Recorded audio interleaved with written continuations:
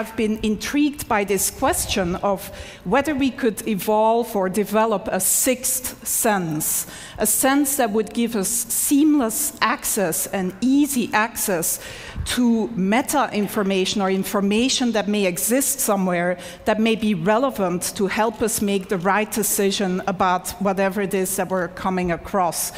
And some of you may argue, well, don't today's cell phones do that already? But I would say no. When you meet someone here at TED, and this is the top networking place, of course, of the year, you don't shake somebody's hand and then say, can you hold on for a moment while I take out my phone and Google you? Or when you go to the supermarket and you're standing there in that huge aisle of different types of toilet papers, you don't take out your cell phone and open a browser and go to a website to try to decide which of these different toilet papers is the most ecologically responsible purchase to make. So we don't really have easy access to all this relevant information that can just help us make optimal decisions about what to do next and what actions to take. And so my research group at the Media Lab has been developing a series of inventions to give us access to this information in a sort of easy way without requiring that the user changes any of their behavior. And I'm here to unveil our latest effort and most successful effort so far, which is still very much a work in process. I'm actually wearing the device right now, and we've sort of cobbled it together with components that are off the shelf, and that, by the way, only cost $350 at this point in time. I'm wearing a camera, just a simple webcam, a portable battery-powered projection system with a little mirror.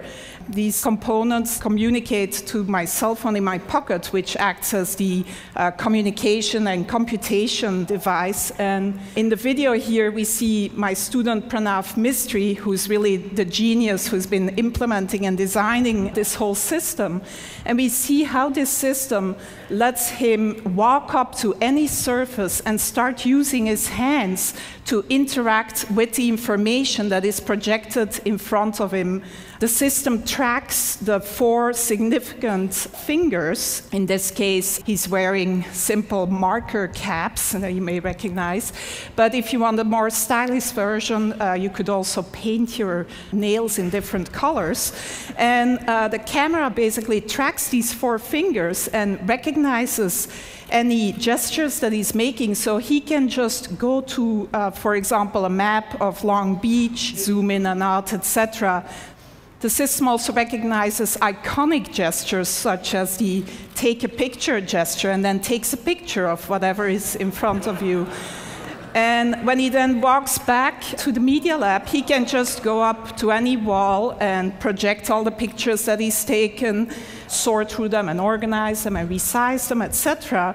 Again, using all natural gestures.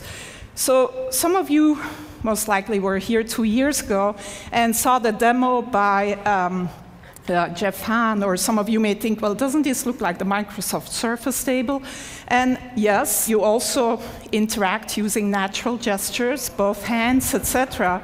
But the difference here is that you can use any surface. You can walk up to any surface, including your hand, if nothing else is available, and interact with this projected data.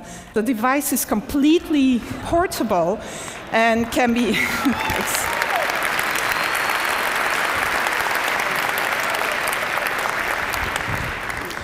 So one important difference is that it's totally mobile.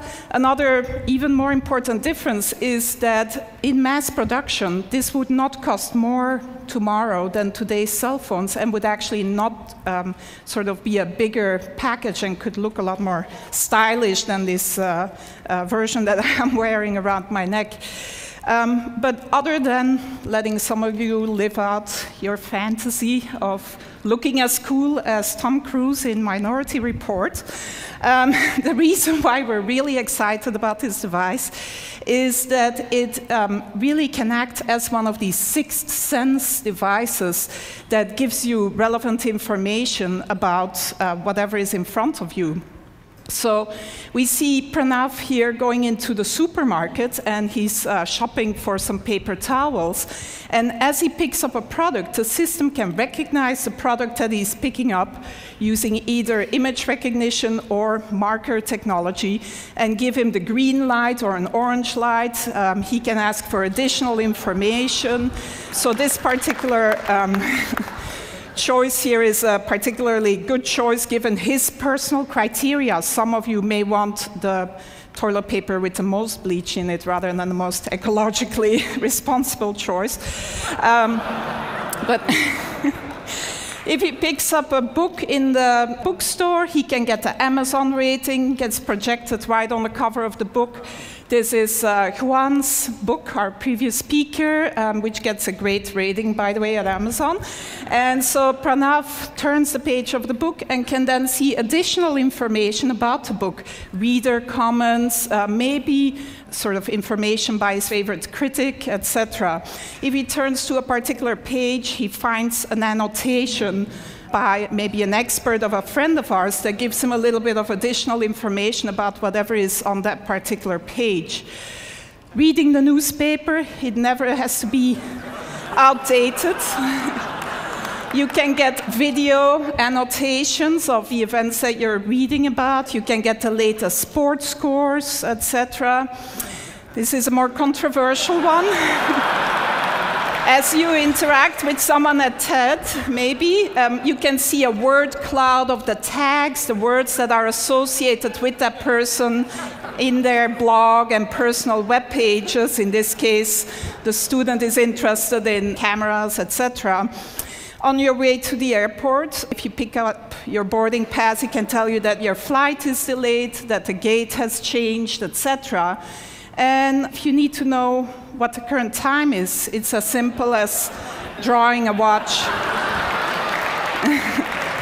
on your arm.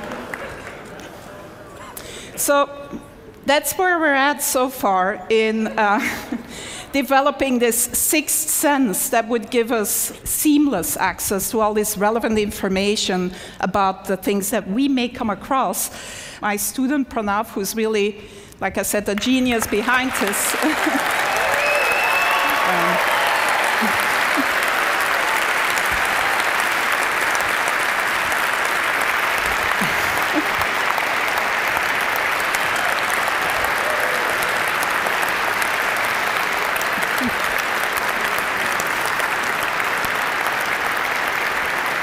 He does deserve a lot of applause because I don't think he's slept much in the last 3 months, actually. And his girlfriend is probably not very happy about him either. But it's not perfect yet. It's very much a work in progress. And who knows, maybe in another 10 years, we'll be here with the ultimate sixth sense brain implant. Thank you.